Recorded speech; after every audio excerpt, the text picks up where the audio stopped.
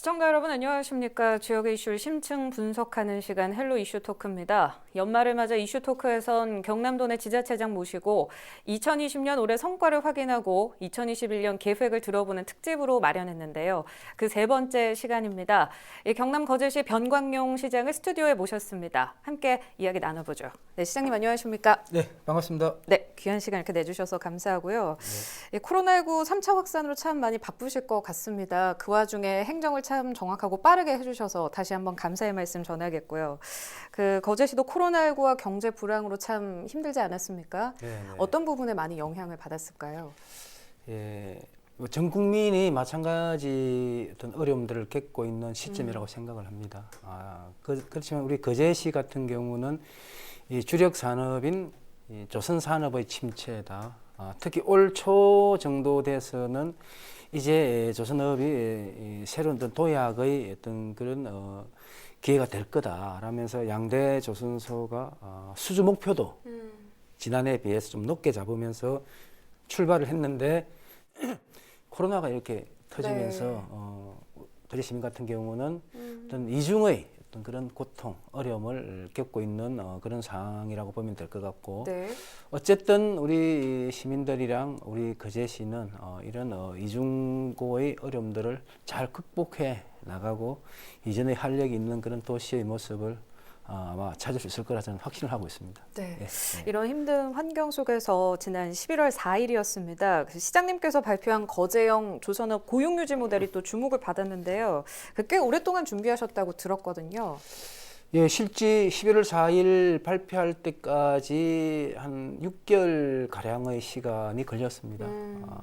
이 거제형 고용유지 모델의 핵심은 결국 양대 조선소 원청사, 그다음에 협력사, 그다음에 우리 정부, 지방 정부 이 3자의 어떤 상생의 협의가 전제가 돼야 되기 때문에 그런 협의를 끌어내는 그런 과정들에 시간이 좀 많이 걸렸었고요. 제가 이 고용 유지를 고민을 하면서 우선적으로 했던 게 양대 조선소 사장과 만나서 이렇게 해서 고용을 유지하자. 고용을 유지하지 못하면은 또 이후에 수주가 많이 되면서 일감이 다시 늘어나더라도 새로운 사람 그리고 숙련 인력을 다시 데려오기가 어렵다. 이런 어려운 시기지만 서로가 좀 고통을 분담을 하면서 함께 고용을 유지하는 이런 방안을 찾아서 유지해 나가자라고 양대 조선 사장을 만나서 협의에 참여하게끔 하는 게 제가 했던 제일 먼저 일이었고 그 이후에 우리 협력사 대표들 그다음에 지역의 상공단체들 이런 각 주체들과 지속적으로 참여를 위한 그 협의를 쭉 진행을 해왔었습니다. 저희 헬로티비 뉴스에서도 보도한 바 있지만 카타르바 23조 수주 약정 소식은 경남도민 모두가 반긴 희소식이 아닐까 싶은데요. 하지만 수주로 인해서 득을 보기까지는 어느 정도 시일이 걸린다. 그 보릿고개가 예상이 된다. 이런 말이 들리던데 좀 어떻게 보고 계십니까? 지난번에 카타르발 슬롯 계약이죠. 도크를 계약을 할 테니까 이 도크를 좀 비워놔라라는 이제 슬롯 계약이었는데 그것만으로도 우리 거제 시민뿐만 아니라 우리 대한민국의 조선업 관련 종사자들은 상당히 좀 기대가 컸었고 희소식이었죠. 근데 여전히 저희들이 어려움을 겪고 있는 이유는 그런 부분들이 현장으로 이렇게 나오기까지는 아직까지 시간들이 또 많이 좀 남아 있기 때문에 실제 그 기간까지 저희들이 일감을 어느 정도 더 확보하고 그다음에 이 조선 산업은 일감이 줄면은 자연히 사람을 줄일 수밖에 없는 그런 구조입니다. 노동 집약적 산업이기 때문에 일감이 많을 때는 많은 사람이 필요했다가 일감이 줄어들거나 없어지면은 또 그 많은 노동자들이 결국 이제 일자리를 떠나야 되는 이런 이제 그 과정이기 때문에 지금이 일감이 지금 많이 줄어 있는 그런 상황입니다. 그래서 이 어려운 상황을 몇몇 언론에서는 보릿고개 이렇게 이제 표현을 하던데 딱 그 말이 맞는 게 이 보릿고개 기간들을 얼마나 잘 슬기롭게 극복했느냐에 따라서 가을의 풍년을 우리가 기대해 볼 수 있듯이 제 거제시 같은 경우도 지금 이 어려운 시기 일감이 부족해서 노동자들이 일자리를 떠나야 될 이런 어려운 시기를 우리 시와 그리고 양대 조선소 그리고 협력사 대표 노동자들이 함께 잘 상생의 방안을 찾는다면 이 가을의 풍성한 수확도 우리가 기대를 해볼 수 있지 않을까. 네. 예, 그렇게 생각을 합니다. 그러면 한 1, 2년 정도를 보릿고개로 보고 계십니까? 기간은 어떻게 저희들이 될까요? 이 거제 모델을 만들 때에 전제를 했던 게 2022년 그러니까 내년 2021년 한 해 정도의 어려움들을 잘 극복해내면 2022년 정도는 회복이 많이 될 거다라는 전제에서 저희들이 고용 유지 기간도 길게 한 1년 정도로 네. 보고 저희들이 모델을 설정을 했습니다. 저희들 바람대로 2022년부터는 좀 수주도 회복이 되고 이렇게 하면서 정상적인 흐름으로 좀 가졌으면 좋겠는데 또 이 조선 수주 현황이란 게 또 그때 또 세계적인 환경에 따라서 어떻게 따를지 이제 모르기 때문에 장담하기는 어렵지만 아마 그런 흐름으로 이어지지 않을까. 사실 수주 자체만으로는 참 희소식이지만 사실 당장 생계가 힘들면 노동자들도 버틸 힘이 부족하거든요. 네, 수주 그게 문제입니다. 예. 네, 말씀하셨지만 뭐 예. 수주 물량이 투입되는 그때까지 어떻게 견디냐가 네, 관건인데 네, 그렇죠. 네. 노동자들이 더 버틸 수 있도록 방안을 많이 고민하셨다고 들었거든요. 어떤 부분이 있을까요? 이제 저희들이 발표했던 거제행 고용 유지 모델이 결국 이제 그런 내용들을 이제 담고 있는 겁니다. 구체적으로 좀 말씀을 드려보면은 네. 이 직업 훈련이란 게 있습니다. 이전 같으면은 그냥 기업에서 특히 협력사에서 일감이 부족하면은 그냥 집에 가서 쉬어라. 그냥 뭐 해고라든지 이제 이렇게 일자리 이탈로 이어졌는데 지금 이제 저희들이 하고 있는 것들은 그게 능사가 아니다. 각종 지원책들을 활용해서 고용을 좀 유지를 하자. 그래서 직업 훈련을 통해서 고용을 유지하려면은 이 협력사 대표들 사업주의 부담이 생깁니다. 맞습니다. 4대 보험도 내야 되죠. 여러 가지 그러니까 안 그래도 지금 어려운데 일감이 없어서 어려운데 고용을 유지하기 위해 드는 그런 비용들을 감수하기가 참 힘들다 이런 부분이 있습니다. 그래서 직업 훈련에 고용을 유지하면서 직업 훈련에 참여한 노동자들이 이 노동자에 대한 4대 보험 이런 부분들을 저희 거제시와 그리고 경남도 정부가 함께 4대 보험을 지원하는 이런 부분들이 있고요. 네. 그다음에 고용유지 장려금이라는 게 있습니다. 고용유지 장려금 이것도 실제 업체 부담이 한 10%가 있습니다. 한 노동자를 해고시키지 않고 고용을 하게 되면은 고용유지 장려금을 정부에서 90%를 줍니다. 네. 근데 10%는 그 업체 부담으로 이렇게 되어 있습니다. 그러면 지금 현재 우리 거제시 협력사들의 상황이 어떠냐? 지금 10%도 부담하기 어렵다. 한 사람 고용하기 위해서 한 사람당 10%면은 100명이면은 그 숫자가 그리고 200명이면 또 그 숫자 금액적으로 상당히 크기 때문에 그럼 좋다. 이 업체에서 부담해야 될 이 10% 부분을 우리 시가 부담을 하겠다. 고용을 유지를 하자. 네. 이제 이렇게 이제 되는 이런 부분들. 그 다음에 협력사들의 가장 큰 애를 중에 하나가 이 금융 유통입니다. 어려울 때에 금융권 이런 것들을 통해서 대출을 받아서 운영 자금으로 이렇게 쓰다가 네. 좀 힘겨 나아지면은 뭐 갚기도 하고 이제 이렇게 하면서 경영을 해 갔는데 요즘은 여러 가지 어려움들로 인해서 실제 이 대출이라든지 이 금융권의 어떤 그 도움을 받기 상당히 어려운 부분들이 있습니다. 그래서 저희들이 금융권과 이렇게 언론을 잘 해서 한 500억 정도 규모의 융자 지원금을 저희들이 마련을 해서 네. 그 이자를 저희들이 지원해 줍니다. 업체에서 한 2억 정도까지 최대 2억 정도까지를 대출을 해서 사용할 수 있게 하고 그러면 그 발생되는 이자 부분을 그럼 우리 시에서 지원해 주겠다. 그러면서 협력사들이 이 기업 금융을 좀 자유롭게 쓸 수 있게끔 하는 이런 이제 부분들이 있고요. 그 다음에 실제 이미 어려울 때에 대출을 했던 그런 회사들의 이 대출 기간이 거의 이제 끝나간 이런 회사들도 많이 네. 있습니다. 그래서 이제 그런 부분들에 대한 연장을 통해서 또 연장되는 기간 동안에 이자를 또 우리 한 3% 정도 됩니다. 그 3% 된 이자를 우리 시가 뭐 지원한다든지 이런 몇 가지 프로그램들을 같이 이렇게 사용을 하면서 고용을 유지를 이제 하자는 게 그쟁 고용 유지 모델이고요. 실제 이 모델을 적용하게 되면 저희들이 전망하건대 한 6천여 명 정도를 길게는 1년 정도까지 네. 고용을 유지할 수가 있겠다. 이렇게 저희들은 판단을 하고 얼마 전에도 우리 그 거제에 있는 그 조선소에서의 협력사들의 해고 문제가 좀 있었더랬습니다. 그래서 이제 그 해고 문제를 고용 유지하는 쪽으로 정리를 잘 할 수 있었던 것도 결국 우리 고용 유지 모델이 있었기 때문에 이 모델에 참여하는 쪽으로 해서 고용을 유지를 한 그런 성과도 좀 낸 부분들이 있습니다.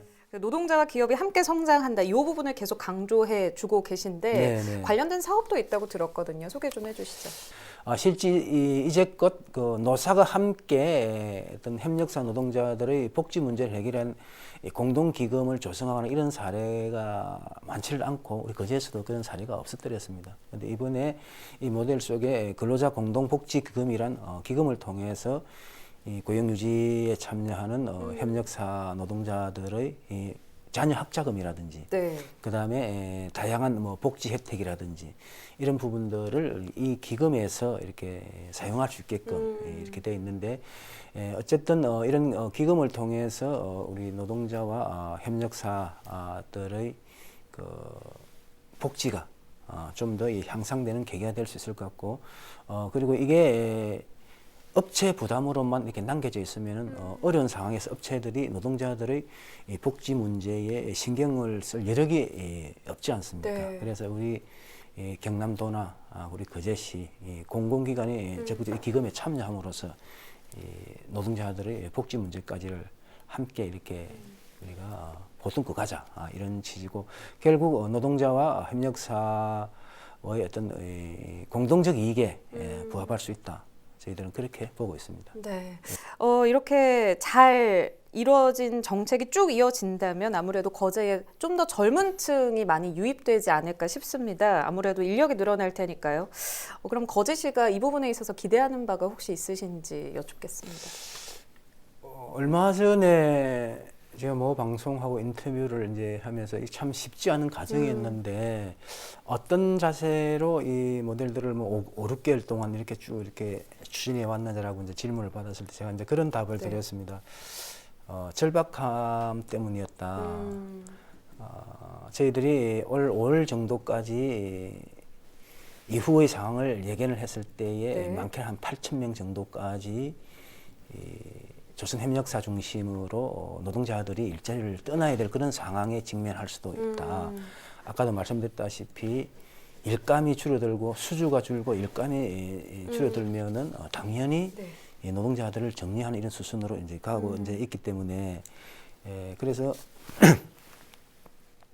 어쨌든 이런 대규모 일자리 이탈을 막아야 되겠다라는 어떤 절박함 때문에 어떤 식으로든지 이 고용 유지 모델을 어렵지만 추진을 하고 성과를 내자. 네. 그래서 이 모델을 통해서 뭐 8천여 명 전부가 아니더라도 다음은 5천, 6천 명의 고용 유지만 되더라 하더라도 여러 가지 문제가 있겠지만 지역 경제적으로 봐서도 상당히 큰 효과를 볼 수가 있고 그리고 실제 조선 현장에서 일자리를 떠난 분들은 거제에 있기 힘듭니다. 일자리를 찾아서 또 다른 거제 밖으로 나갈 수밖에 없고 그러면은 뭐 혼자 나가는 경우도 있겠지만 가족들이 같이 네. 옮기는 경우도 있고 그렇게 되면은 결국은 젊은 층들의 이탈 그다음에 인구 유출 그러면은 결국 지역 경제 소비 주체들이 그만큼 줄어드니까 지역 경제 위축 여러 가지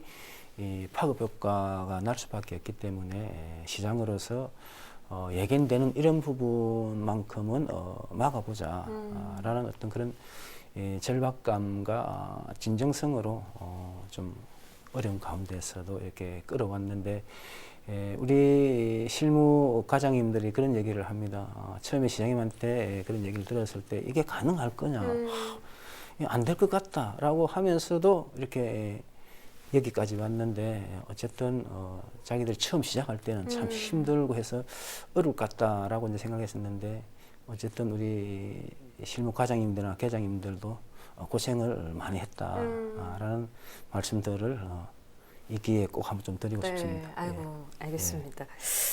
이렇게 젊은 층 유입이 나중이라도 된다면 대비를 하기 위해서 지난 10월에 미리 또 아동 정책도 새로 발표하셨습니다. 아이 키우기 좋은 도시 조성인데 그만큼 교육과 보육 시스템이 잘 마련돼 있지 않을까, 마련돼야 하지 않을까 이런 의미라고 생각이 듭니다. 돈에 많은 젊은 층이 주목을 하고 있다고 하거든요. 핵심적인 거 몇 가지만 짚어주시죠.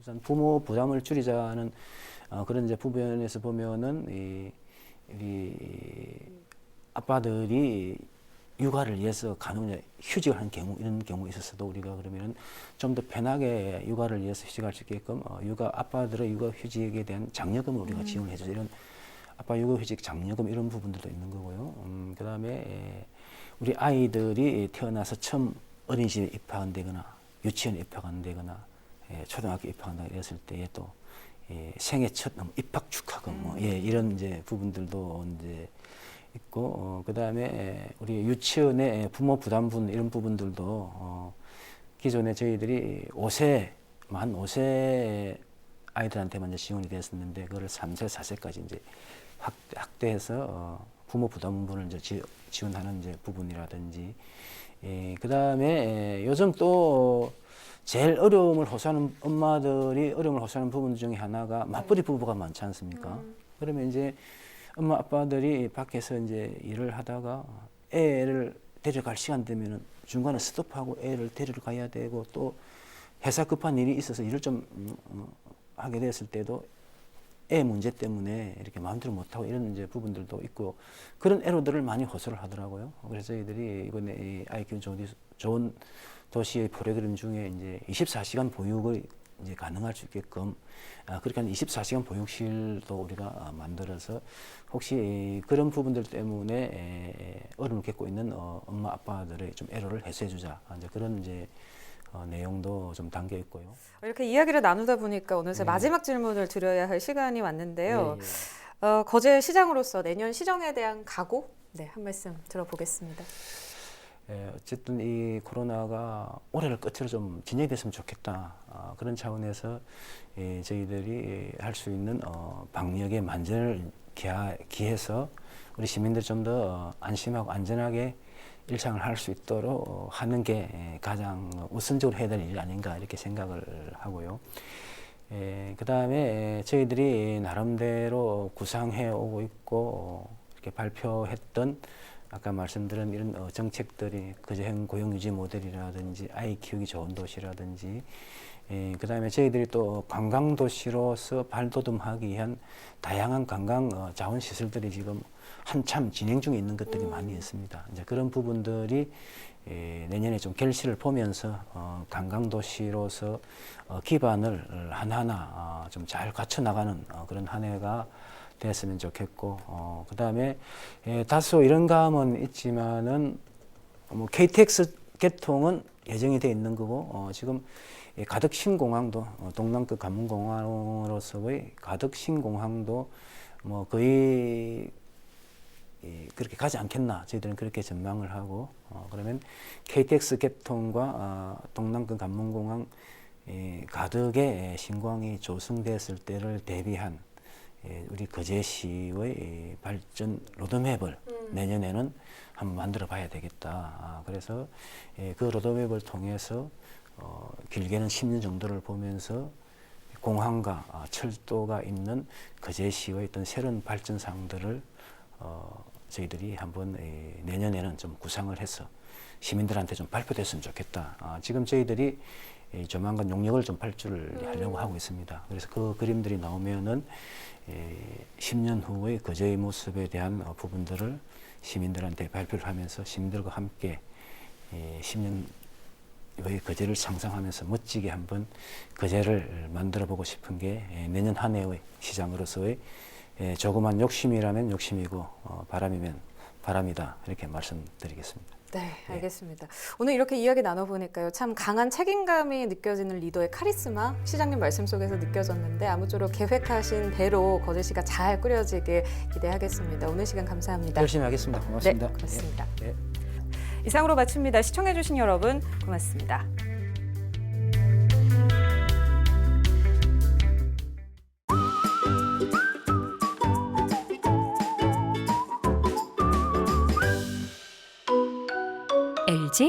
클로비전.